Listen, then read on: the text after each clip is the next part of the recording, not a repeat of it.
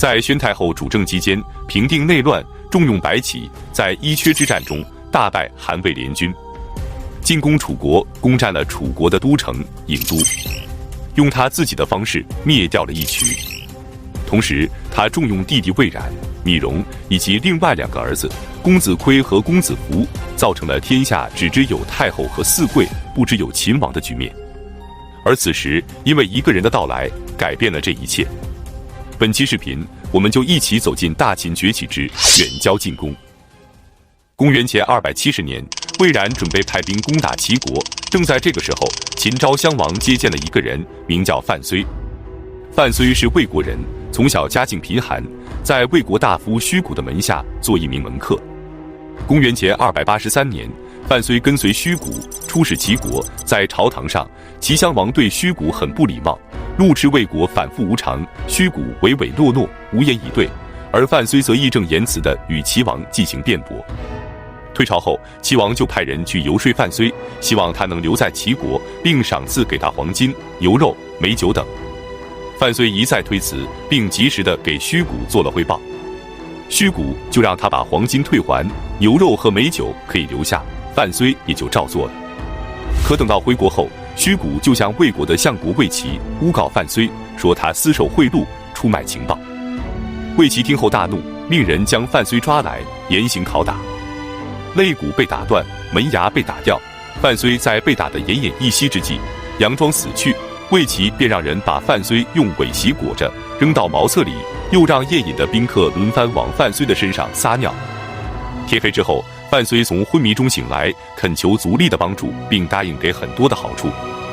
足利见他可怜，便给魏齐谎报，说范睢已经死了。酒酣中的魏齐就让人将范睢的尸体扔到荒郊野外去。范睢这才得以脱身，并化名为张禄，藏进深山，精心养伤。公元前271年，秦昭襄王派使臣王姬出访魏国，在郑安平的帮助下，范睢以张禄的身份跟随王姬来到了秦国。范睢到了秦国后，因为秦昭襄王对这些谋士和说客不感兴趣，所以范睢等了1年也没机会面见秦王。于是他就给秦王写了一封信，在信的末尾，他说他有治国的奇谋，但不能在信里写，一定要见了面才能说。于是秦王就给了他见面会谈的机会，而在这次会谈中，范睢就向秦昭襄王提出了著名的远交近攻战略。他分析说，目前7国之中，秦国最为强大，沃野千里，甲兵100万，雄踞4塞之固，进能攻，退能守，一统天下是指日可待。但是大王的臣子们却很不称职，秦国闭关固守了15年，不敢向崤山以东进兵。最近听说大王还轻信魏冉的话，要发兵攻打齐国，我认为这是在断送秦国的前程。秦昭襄王就疑惑地问，攻打齐国有什么问题呢？范睢说，越过韩魏2国攻打齐国，这是十分错误的，即使打了胜仗，大王又怎么能把得到的土地同秦国连接起来呢？依我看，大王应当采取远交近攻的策略，要跟秦国距离远的国家订立盟约，减少敌对的国家，而后对离得近的国家发动进攻。这样每得到1寸的土地就是秦国的1寸，每得到1尺的土地就是秦国的1尺。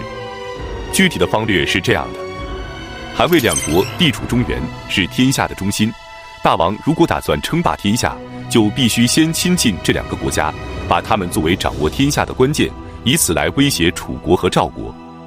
楚国强大就亲近赵国，赵国强大就亲近楚国。等到楚国和赵国都和秦国交好了，齐国必然恐惧，而齐国恐惧就会低声下气的来亲附秦国。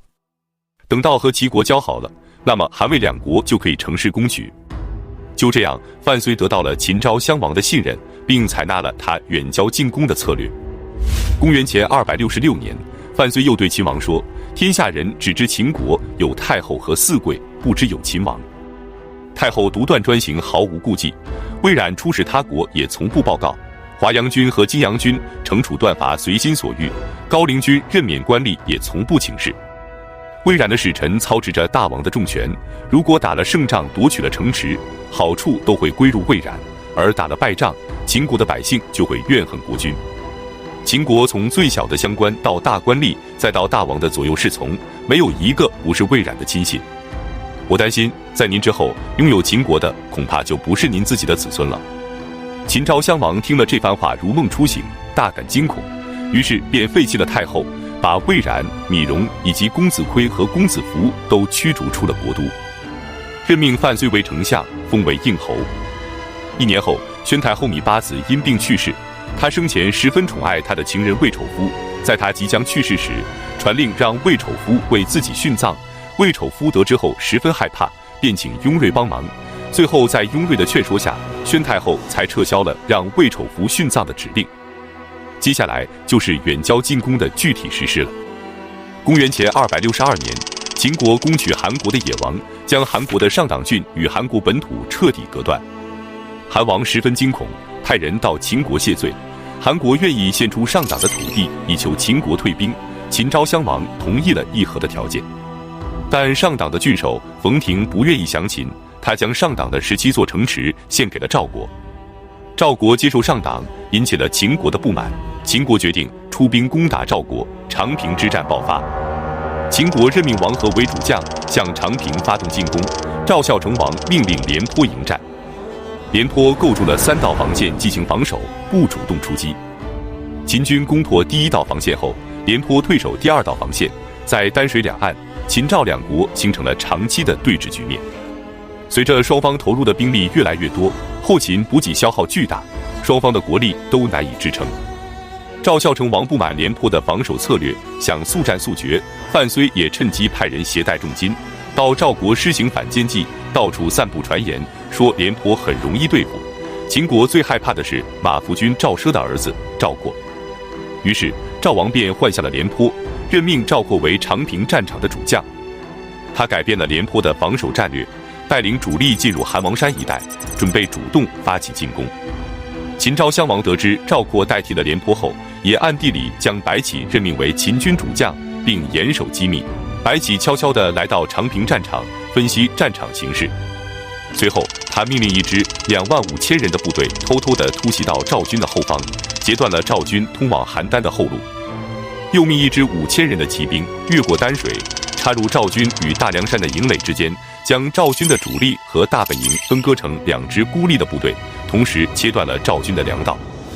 赵军主力在断粮46天后，赵括将赵军组织成4支突围部队，轮番冲击了4、5次，仍不能突围。于是赵括亲率部队强行突围，结果被秦军乱箭射死。赵括死后，白起将赵国剩余的40万人全部坑杀，只留下240个年纪小的士兵回国报信。具体战争详情，请看之前的视频沙盘推演之长平之战。长平之战胜利后，白起将秦军分为3路，继续扩大战果。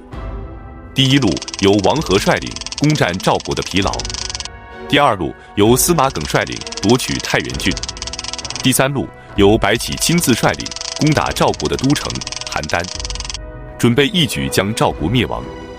那么赵国能被灭亡吗？我们下期继续讲邯郸之战。本期视频就到这里，感谢观看，下期再见。